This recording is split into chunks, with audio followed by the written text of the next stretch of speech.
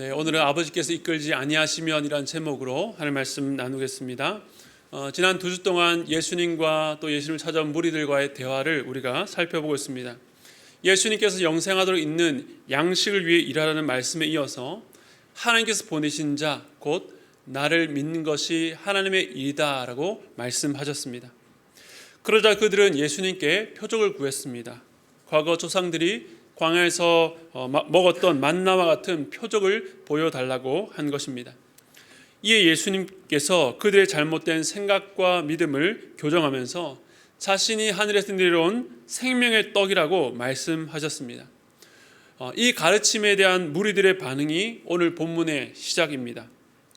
지금까지 흐름을 보면 예수님께서 지금까지 의도적으로 사람들을 끌어모은 것이 아니라 무리들이 스스로 자의로 그 예수님을 찾아왔습니다.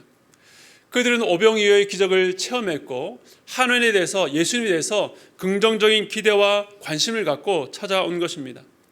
그런데 지난주부터 예수님과 무리들 사이의 대화가 조금씩 어긋나더니 6장 마지막 후반부를 보면 예수님의 제자 무리들 가운데서도 그 예수를 떠나는 이들이 있었다는 것입니다. 31절에서 표적을 보여달라며 의심을 했던 무리들이 오늘 본문의 시작인 41절에서는 수군거리기 시작했습니다. 이 단어는 원망하다, 투덜거리다 라는 뜻입니다. 그러니까 적극적으로 예수님을 비난하는 것은 아니지만 자기들끼리 불평을 쏟아내며 수군거리기 시작했다는 것입니다. 그러면서 하는 말이 42절입니다. 42절 보시면요, 이르되 이는 요셉의 아들 예수가 아니냐, 그 부모를 우리가 아는데 자기가 지금 어찌하여 하늘에서 내려왔다 하느냐. 이 무리들은 예수님의 출신과 그 부모를 알고 있었습니다. 뻔히 요셉과 마리아 사이에서 태어난 것을 아는데 어떻게 뻔뻔하게 하늘에서 내려왔다라고 말하는지 이해할 수 없었습니다. 그런데 이런 흐름들이 여기서만 나타난 것이 아닙니다. 요한복음 1장에서 여러분 나다나엘을 기억하십니까? 빌립이 예수님을 먼저 만났고 그와 함께 머물면서 예수님이 누구신지를 알게 되었습니다. 그래서 그가 나와서 나다나엘을 찾아갔고 그를 예수님께로 인도하기를 원했습니다. 빌립이 나다나엘에게 모세와 선지자가 기록한 그분을 우리가 만났다고, 그는 요셉의 아들 나사렛 예수라고 소개했을 때에 나다나엘은 나사렛에서 무슨 선한 것이 날 수 있느냐라고 퉁명스럽게 반문했습니다. 예루살렘이라면 모를까, 이방의 갈릴리라 불리던 땅, 그 중에 나사렛이라고 하는 동네에서 무슨 선한 것이 날 수 있느냐. 그 역시 이곳 갈릴리 출신이었지만 여기서는 절대로 그런 특별한 분이 나타날 수 없다라고 확신하며 소망과 기대가 꺾인 말을 했던 것입니다. 또 지난 4장에서 유대에서 사마리아를 지나서 예수께서 갈릴리로 들어가시기 전에 이런 말씀하셨습니다. 44절에 보면 친히 증언하시기를 선지자가 고향에서는 높임을 받지 못한다 하시고, 즉 고향 사람들은 그 선지자가 누구 집에서 태어나서 어떤 어린 시절을 보냈고 어떻게 자라왔는지를 잘 압니다. 그런데 인간적으로 그를 잘 아는 것이 하나님의 말씀을 들을 때에는 방해가 된다는 것입니다. 전에도 말씀드렸고 또 지난주에도 말씀드렸던 것처럼 사람들은 자기가 아는 지식과 경험에 갇혀서 그 이상의 것을 잘 받아들이지 못합니다. 예수님이 요셉의 아들이며 그 부모에 대해서 아는 것은 거짓이 아니었고 사실이었습니다. 그러나 우리의 한계가 무엇입니까? 몇 가지 사실을 알고 있다라고 해서 항상 옳은 결론에 도달하는 것은 아니라는 것입니다. 이 땅에서 사람들은 자기가 알고 있는 것을 바탕으로 합리적인 결론을 내리기보다는 이미 결론을 내려놓고 자기가 알고 있는 사실들을 조합하는 경우가 있습니다. 그것은 바로 자기가 믿고 싶은 대로, 자기가 원하는 대로 믿으려고 하는 경향이 더 크기 때문입니다. 그런데 문제는 땅의 일을 파악하는데도 이러한 인간적인 왜곡이 들어가는데, 지금 이들은 하늘의 일을 이 땅의 것으로 접근하려고 하니까 전혀 엉뚱한 말을 할 수밖에 없는 것입니다. 그리고 예수님에 대해서 그들이 알고 있는 것도 정확한 것은 아니었습니다. 사람들은 예수님을 나사렛 출신이라고 알았지만 예수님의 원래 고향은 베들레헴이었습니다. 더 중요한 것은 예수님은 요셉과 마리아 사이에서 자연적인 임신으로 태어난 것이 아니라 동정녀 마리아를 통해서 성령으로 잉태된 것을 몰랐습니다. 이처럼 불완전한 지식으로 영적인 일에 대해서 판단하려 했던 것입니다. 자신들이 영적으로 무지하고 무능력하다는 것을 몰랐습니다. 요한복음 6장에서 예수님과 이들과의 대화를 보아도 무리들은 끊임없이 땅의 것을 바라보고 땅의 것을 구했지만 예수님은 썩어질 양식이 아니라 하늘의 양식, 영생하도록 있는 양식에 대해서 말씀해 왔습니다. 이처럼 양측이 서로 다른 차원의 이야기를 하고 있기 때문에 아이러니하게도 예수님께서 진리를 말씀하시면 말씀하실수록, 가르치면 가르칠수록 그들은 그 진리에서 벗어나 예수님을 떠나고 있는 것입니다. 참 안타까운 일입니다. 저는 오늘 예배 가운데서도 이런 일이 있을까 봐 염려됩니다. 같은 공간에서 같은 말씀을 듣지만 오늘 이 유대인과 같은 마음으로 앉아 계신 분들이 있을 것입니다. 사랑하며 살라, 이웃을 도우라, 선하게 살라. 내가 받아들일 수 있는 것은 받아들이지만 성경은 우리의 삶의 옵션처럼 하면 좋고 안 해도 그만인 것을 말하지 않습니다. 인생은 그 어떤 것으로도 어떤 것을 아무리 채운다 할지라도 목마르고 배고플 수밖에 없습니다. 그 갈급함의 원인은 우리가 죄인이라는 존재에서부터 오는데 오직 예수 그리스도만이 그 갈급함을 채우실 수 있고 오직 예수 그리스도만이 우리를 구원하실 수 있습니다. 그러므로 우리에게 주어진 길은 하나밖에 없습니다. 예수 그리스도를 믿는 것. 그런데 이 말씀을 들어도 마음에서 이 말씀을 계속 밀어냅니다. 자신과는 맞지 않는 것으로 판단하고 신앙의 주변, 교회의 언저리에서만 살아가는 사람들이 있습니다. 그런데 아까 나다나엘은 처음에는 예수님을 거부했지만 나중에 예수님을 직접 만나고 변화하게 됩니다.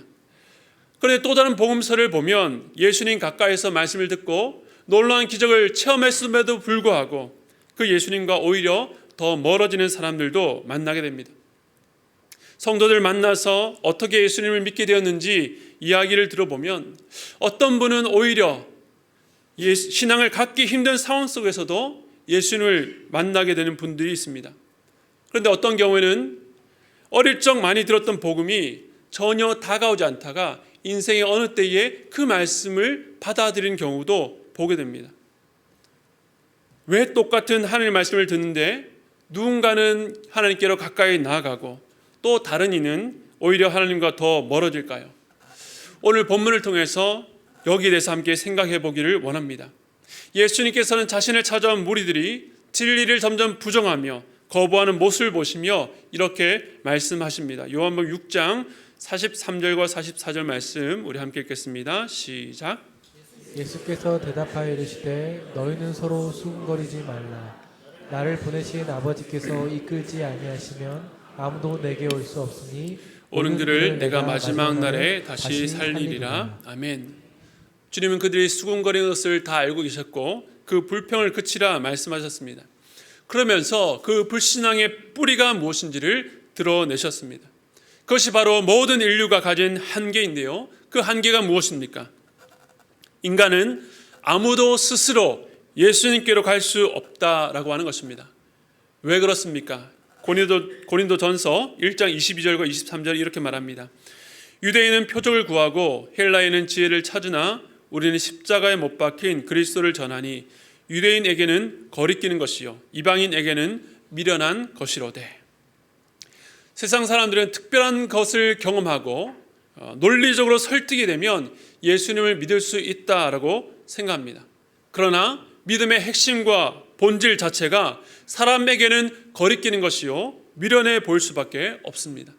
그래서 아무리 복음을 전해도 대다수의 사람들은 거기에 관심을 기울이지 않고 귀를 기울이지 않습니다. 그럼에도 이 거리끼고 이 미련해 보이는 것들을 믿는 자들은 누구입니까? 아까 읽었던 44절에 보니까 아버지께서 이끌지 아니하시면 아무도 내게 올 수 없으니 라고 말하고 있습니다. 즉 아버지께서 이끄시면 그 사람은 예수께로 나아갈 수 있는 것입니다. 사람은 자기 힘으로 예수께 갈 수 없지만 아버지께서 이끌어 주시면 갈 수 있는 것입니다. 여러분 이것을 믿으십니까? 이와 비슷한 내용을 우리가 지난주에도 보았습니다. 37절에서 예수님은 아버지께서 내게 주시는 자는 다 내게로 올 것이요라고 말씀하셨습니다. 즉 아버지께서 예수님께 맡기는 자, 그는 예수께로 나아가며 예수를 믿는 자라고 했습니다. 그런데 오늘 말씀은 이 사실을 또 다른 측면으로 우리에게 알려줍니다. 그것은 바로 아버지께서 예수께로 이끄는 자입니다. 재미있는 것은 여기서 이끌다라고 할 때에 헬라어로 헬퀴오라는 동사를 사용했는데, 이 단어는 여행 가이드가 여행자를 보조하면서 도와주면서 안내하는 수준을 말하는 것이 아닙니다. 원래의 뜻은요, 끌다, 끌어매다, 당기다라는 뜻을 갖고 있습니다. 요한복음 안에서 이 단어를 쓴 용례를 보면 어부였던 제자들이 그물에 고기를 잡은 그물을 끌어올릴 때에 이 단어를 사용했습니다. 그리고 칼집에 있는 칼을 빼다 할 때도 이 단어를 사용했습니다. 그러니까 어떤 의도를 갖고 머물러 있는 대상을 강력한 힘으로 잡아 끌어올린다는 의미입니다. 제가 앞서 유대인들의 무지와 그리고 진리이신 예수님 앞에서 그 말을 전혀 듣지 않으려는 우리의 무지와 완악한 본성에 대해서 말씀드렸습니다. 그런데 그런 우리가 어떻게 예수를 믿게 되었습니까? 내가 예수 믿는 가정에 태어나서 믿게 된 것입니까? 내가 인생을 살면서 여러 종교들을 비교해보고 가보고 판단해서 여기가 제일 낫다라고 생각해서 믿게 된 것입니까? 아니면 내 친구, 내 부모님이 나를 강권해서 교회로 인도해서 믿게 된 것입니까? 겉으로 보면 어떤 그런 과정이나 절차는 그렇게 보일 수 있으나 그것이 전부가 아니라고 말씀하고 있습니다. 오늘 말씀은 불신앙의 자리, 멸망의 자리에 머물러 있으려는 우리들을 이끌어서 아들에게로 맡기신 하나님의 능력 때문이다라고 말씀합니다. 골로새서 1장 13절 말씀 우리 함께 읽겠습니다. 시작. 그가 우리를 흑암의 권세에서 건져내사 그의 사랑의 아들의 나라로 옮기셨으니. 아멘. 흑암의 권세, 그 자리에 머물면서도 이것이 악인지 내가 처한 영적 상황이 무엇인지 우리의 눈과 귀가 다 막혀 있었던 우리들을 하나님께서 건져내셔서 아들의 나라로 옮겨주셨습니다. 하나님께서 우리를 어떻게 해요? 헬퀴어, 끌어내어 예수님께 속하게 하셨습니다. 이 얼마나 감사합니까? 그런데 어떤 이들은 이 말씀을 들으면서 이런 의문을 품습니다. 그러면 하나님께서 이끌지 않은 사람들은 어떻게 되는가? 왜 누구는 이끌어 주시고 왜 누구는 이끌지 않으시는가? 불공평한 것 아닌가? 지난주도 말씀드렸던 것처럼 이 질문은 무슨 말을 할지라도 오해하려는 사람들의 질문입니다. 우리가 이 말씀을 읽을 때에 주목해야 될 것은 우리가 알 수 없는 영역에 대해서 의문을 제기하는 것이 아니라 이 말씀을 주시는 예수님의 본래 의도를 알아야 된다는 것입니다. 아버지께서 이끄는 자만이 예수님을 믿을 수 있다라는 말은 인간이 자신의 노력과 힘으로는 절대 할 수 없는 불가능한 일을 하나님은 하실 수 있다는 것이며 하나님만이 우리를 예수께로 이끄신다는 것입니다. 그렇기 때문에 아버지께서 이끌지 아니하시면 아무도 내게 올 수 없다는 말씀을 들을 때에 우리가 보여야 될 마땅한 반응이 무엇입니까? 주님, 내가 들어도 깨닫지 못합니다. 주님, 믿어지지 않습니다. 자신의 한계를 인정하고 주여 나는 할 수 없사오니 나를 이끌어 달라라고 간구해야 되는 것입니다. 지난주 말씀드렸던 것처럼 이렇게 기도하는 자, 주께 나아가는 자를 주님께서는 결코 내쫓지 않으십니다. 그렇다면 이러한 하나님의 이끄심이 구체적으로 우리의 삶 가운데 어떻게 이루어지는가? 어떤 방식으로 신자 안에 믿음이 일어나는지를 우리 함께 보겠습니다. 6장 45절 말씀 함께 읽겠습니다. 시작. 선지자의 글에 그들이 다 하나님의 가르침을 받으리라 기록되었은즉 아버지께 듣고 배운 사람마다 내게로 오느니라. 아멘. 우리를 어떤 방식으로 이끄십니까? 방금 읽었던 말씀을 보면 하나님의 가르치심을 통해서 하나님 아버지로부터 듣고 배운 사람마다 예수께로 간다라고 말합니다. 앞서 설명드렸던 이 헬퀴오, 이끈다라는 동사는 굉장히 과격한 동사입니다. 강력한 힘으로 그 자리에 머물러 있으려 어떤 대상을 끌어당깁니다. 그런데 가르치심이란 동사는 매우 부드러운 동사입니다. 인격적인 동사입니다. 선생님이 학생을 가르치듯이 부모가 자녀를 가르치듯 그렇게 하나님은 우리를 가르치셔서 예수께로 이끈다라고 하는 것입니다. 이 이끄시는 것과 가르치심은 서로 어울리지 않아 보이지만 이것이 동전의 양면처럼 함께 있는 것입니다. 하나님께서 우리를 강권적으로 이끄시는 과정의 다른 면에 우리의 무지를 깨뜨리시고 설득하시고 때로는 우리의 저항이나 반항에 공감하시는 교사이신 하나님의 일하심이 함께 작용하는 것입니다. 제가 세가족반 강의에서 믿음에 대해 설명할 때에 믿음은 100% 결단이며 100% 의탁하는 것인데 이처럼 서로 상반되는 결단과 위탁이 믿음의 요소라고 가르칩니다. 신앙 안에는 이렇게 함께할 수 없어 보이는 것들이 함께하는 것, 이 신비한 일이 능력의 하나님을 통해서 우리 안에 이루어지는 것입니다. 하나님께서 그 백성을 가르치셔서 이끌어 당기시는 것입니다. 그런데 이 45절 말씀이 이 선지자의 글에라는 말로 시작합니다. 이 말씀은 사실 구약의 이사야서를 인용한 말씀인데요. 이사야 선지자는 남유다가 멸망하기 150년 전에 활동했던 선지자입니다. 하나님께서 그에게 장차 이 나라가 멸망당하고 백성들은 포로로 바벨론으로 다 잡혀갈 것인데 그 이후에 그 포로된 곳에서 돌이키게 하시며 이 땅을 회복해 하실 것이다 라고 약속하십니다. 그래서 이사야서 54장 앞부분에 보면 하나님께서 이 백성에 대해서 내가 잠시 너를 버렸으나 큰 긍휼로 너를 모을 것이다. 또 내가 넘치는 진노로 내 얼굴을 내게서 잠시 가렸으나 영원한 자비로 너를 긍휼히 여길 것이다 라고 말씀하십니다. 즉 심판하시지만 반드시 회복하실 것을 약속하신 것입니다. 그러면서 주셨던 말씀이 바로 오늘 본문이 인용한 이사야 54장 13절 말씀인데요. 우리 함께 읽겠습니다. 시작. 여호와의 교훈을 받을 것이니 내 자녀에게는 큰 평안이 있을 것이며. 네, 내 모든 자녀라고 하는 것은 지금 세대가 아니라 다음 세대를 말합니다.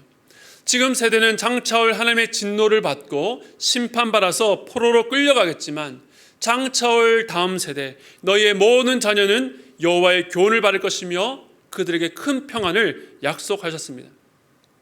그런데 한 가지 의문이 있습니다.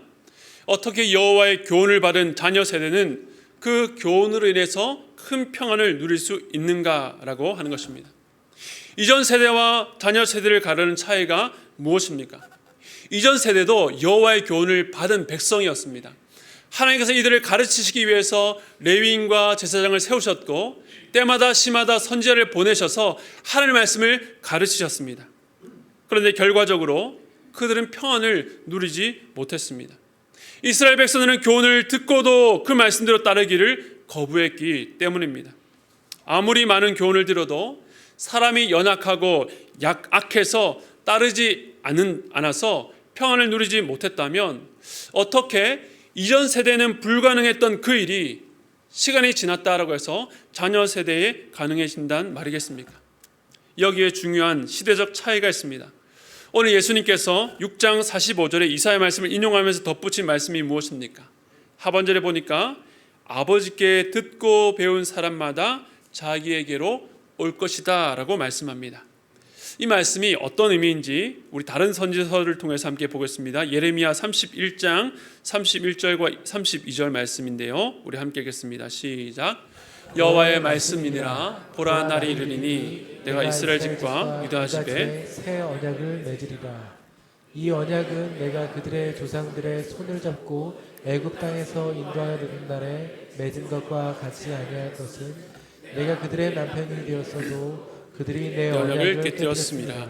여호와의 말씀이니라. 여호와께서 자기의 백성과 이 새 언약을 맺겠다라고 하시면서 옛 언약의 한계를 말씀하십니다. 그 한계가 무엇입니까? 내가 그들의 남편이 되었어도 그들이 내 언약을 깨뜨렸다는 것입니다. 남녀가 서로 만나서 사랑하고 이제 함께 살기로 약속하고 결혼했습니다. 남편이 아내에게 신실하게 그 약속대로 살아갑니다. 그런데 아내가 그 약속을 깨뜨리고 다른 남자와 바람을 피운다면 어떻게 그 결혼, 그 약속, 언약이 유효할 수 있겠습니까? 그런데 이 안타까운 일이 이스라엘 역사 가운데 계속해서 반복되었습니다. 끊임없이 참 신랑 되신 하나님을 버리고 이방 신상과 이방 나라를 기웃거리며 그들에게서 자신들의 풍요와 안전을 보장받으려 했던 것입니다. 이것이 이스라엘의 역사였고 그 역사는 옛 언약이 실패했음을 보여주었습니다. 옛 언약은 이 백성들의 불의함 때문에 깨트려질 수밖에 없었던 것입니다. 가르침을 아무리 듣고 들어도 그 가르침대로 살기를 거부하니 깨어질 수밖에 없는 것입니다. 그렇다면 다음 구절에 하나님께서 주시는 새 언약이 무엇인가 우리 함께 보겠습니다. 33절 같이 읽겠습니다. 시작. 그러나 그날 후에 내가 이스라엘 집과 맺을 언약은 이러하니 곧 내가 나의 법을 그들의 속에 두며 그들의 마음에 기록하여 나는 그들의 하나님이 되고 그들은 내 백성이 될 것이다. 여호와의 말씀이니라. 아멘. 하나님께서 자기의 법을 이 돌판 사람들의 외부에 두시는 것이 아니라 그들의 속에 그들의 마음에 기록하시겠다는 것입니다. 이것이 무슨 의미입니까? 그들의 마음을 바꾸시겠다는 것입니다. 우리의 거짓된 마음으로는 말씀에 순종하는 것 같다가도 불순종할 수밖에 없고 우리의 거짓된 마음으로는 세상과 하나님을 버타여 섬기지만 하나님은 그 마음을 변화시켜서 겉으로만 일시적으로만 하나님을 따르는 것이 아니라 마음에서부터 주의 말씀을 사랑하고 순종하도록 바꾸시겠다라고 약속하십니다. 그것이 바로 새 언약입니다. 이 새 언약이 어떻게 가능해지는가? 어떻게 사람의 마음이 그렇게 바뀔 수 있단 말인가? 에스겔서 36장 26절과 27절을 보겠습니다. 함께 읽겠습니다. 시작. 또 새 영을 너희 속에 두고 새 마음을 너희에게 주되 너희 육신에서 굳은 마음을 제거하고 부드러운 마음을 줄 것이며 또 내 영을 너희 속에 두어 너희로 내 율례를 행하게 하리니 너희가 내 규를 지켜 행할지라. 아멘. 어떻게 하신다고요? 새 영을 우리 속에 두고 새 마음을 우리에게 주신다 말씀합니다. 우리에게서 굳은 마음, 즉 말씀을 들어도 교훈을 들어도 순종하지 아니하는 그 완고한 마음을 제거하고 부드러운 마음, 마치 씨를 뿌리면 그 씨가 열매를 잘 맺을 수 있도록 좋은 땅과 같은 마음을 줄 것이라고 말씀합니다. 주님의 영이 백성 안에 있으니 그 백성이 여호와의 율례를 행하게 된다라고 말씀합니다. 즉 새 언약의 사람은 새 영을 받아서 새 마음을 받은 자입니다. 그 영은 우리로 하여금 하나님의 율법, 하나님의 뜻에 순종하게 합니다. 이전에는 내 힘과 내 결단으로 지키려 했던 것과는 전혀 다른 마음입니다.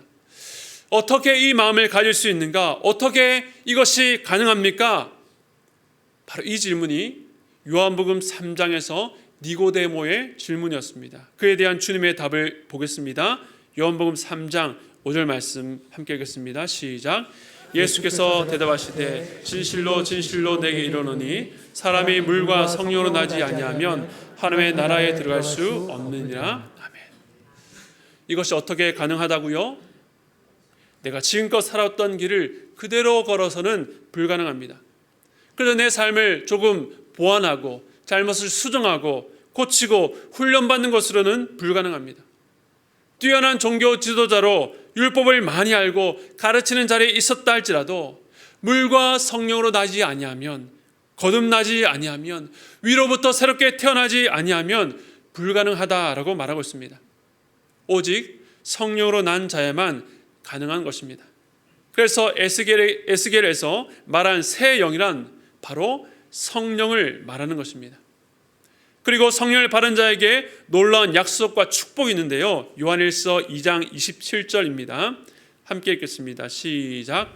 너희는 주께 받은 바 기름 부음이 너희 안에 거하나니 아무도 너희를 가르칠 필요가 없고 오직 그의 기름 부음이 모든 것을 너희에게 가르치며 또 참되고 거짓이 없으니 너희를 가르치신 그대로 주 안에 거하라. 아멘. 성령으로 난 자는 기름 부음이 그 마음에 있는 자들입니다.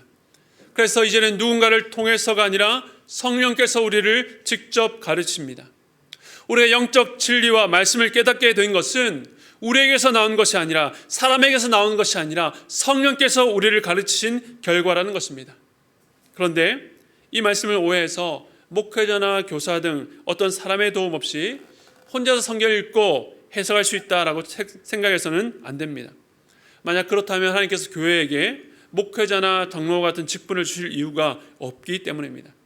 여전히 우리는 성경을 바르게 이해하기 위해서, 또 그 속에서 하나님의 가르침을 배우고 깨닫기 위해서 성경을 가르치고 해석해주는 사역자가 필요하고, 또 앞서 성경을 연구한 학자들이 쓴 책이 필요합니다.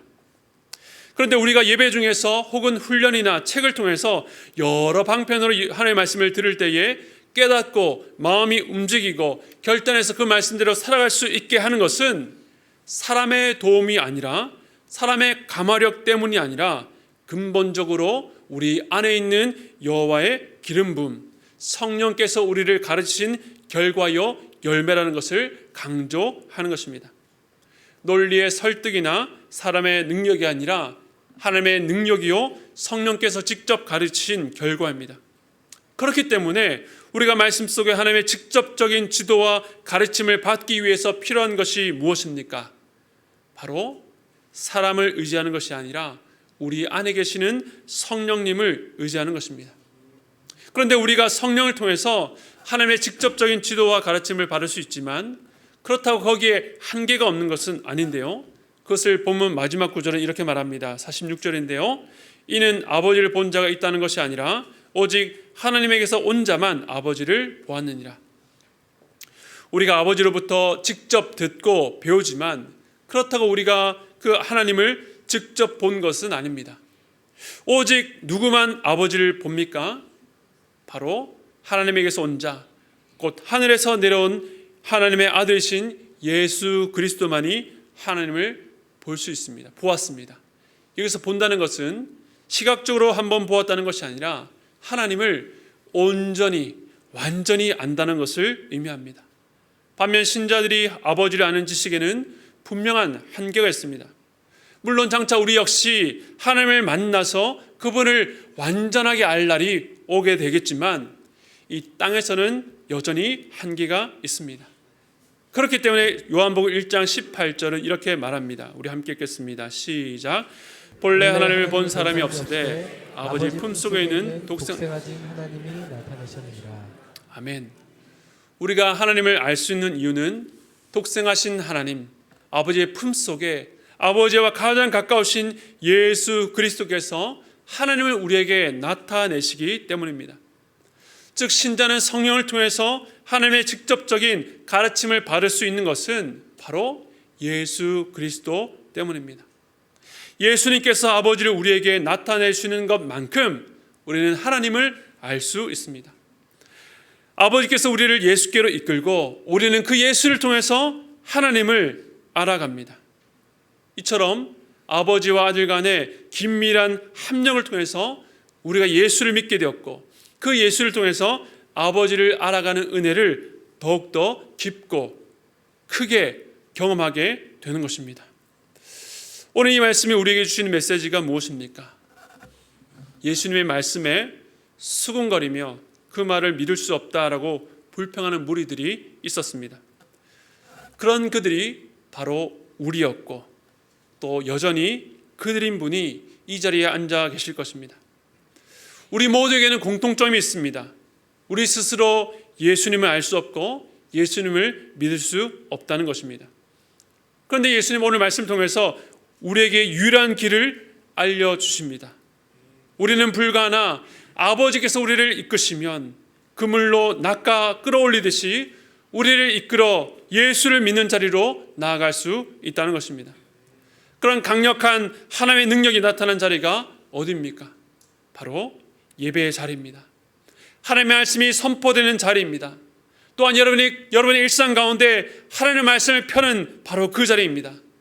그곳에서 하나님께서 일하십니다. 사람이 설득할 수 없고 사람에게는 불가능한 일이 현실화되는 그 자리, 바로 하나님께서 당신의 자녀를 이끌어서 예수님께로 나아가는 자리입니다.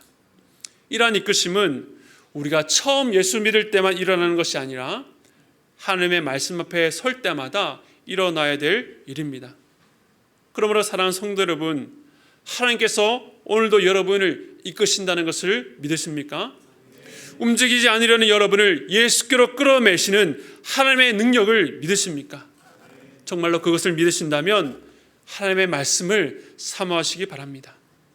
매주 말씀을 준비하고 또 전하면서 제 마음에 큰 부담이 있습니다. 이 자리에서 함께 예배드리는 모두가 한 사람도 빠짐없이 하나님을 알게 되기를, 예수님께 나아가기를 원하는데 그것이 제 능력 밖에 일하는 것이 너무나도 자명합니다. 그러므로 그 안타까움을 갖고 주님 앞에 나아가 기도하게 됩니다. 저는 능력이 없지만 하나님께서 일하신다면 영적으로 죽은 자들을 살려주시고, 생명은 있으나 죽은 것처럼 사시는 분들이 말씀으로 다시 살아나는 역사를 허락하여 주시옵소서. 우리 모두가 이 생명이 살아나는 놀라운 역사를 위해서 함께 기도할 수 있기를 바랍니다. 자기 자신만이 아니라 함께 예배드리는 공동체 가운데에 그런 은혜가 늘 있기를 함께 기도해 주시길 바랍니다. 그리하여서 우리 하나님의 산 교회 모든 성도들이 이 예배를 통해서 또한 일상 가운데에 하나님의 말씀으로 살아나며 살아내는 믿음의 공동체 되기를 주님의 이름으로 축원드립니다.